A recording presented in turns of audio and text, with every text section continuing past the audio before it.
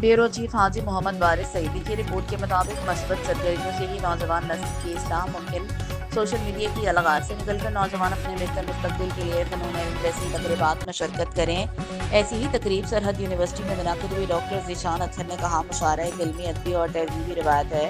General secretary मेलसी press club Syed Naveed Al Hasan Qutbi ने कहा, आज नौजवान ऐसे मस्बत सरगर्मियों से दूर होते जा रहे हैं।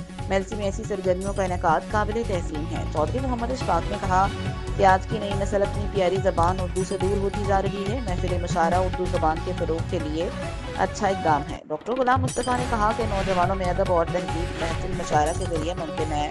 महफिल मुशायरा में मकामी शायर अख्तर मिर्ज़ा, राशिद तबस्सुम, जाहिद तबस्सुम, सैयद मज़हर जावेद, सलीम कैफ़ी, शाहिद जान शाकिर, उर्वी शहजाद राव, सादिक अली सादिक, मुदस्सिर शुजात, AB शहजाद ने अपना कलाम पेश किया। और दाद हासिल की महफिल मुशायरा में सीनियर सहाफ़ी ताहिर सोहू, महर अहमद मिट्टू, अब्दुल समद चौधरी, बिरार अहमद अंसारी, राशिद मंजूर मियाँ, सुहेब ताहिर, अमजद मुगल, काजी मोहम्मद रमज़ान के अलावा समाजी अदबी शख्सियात ने भरपूर शिरकत की।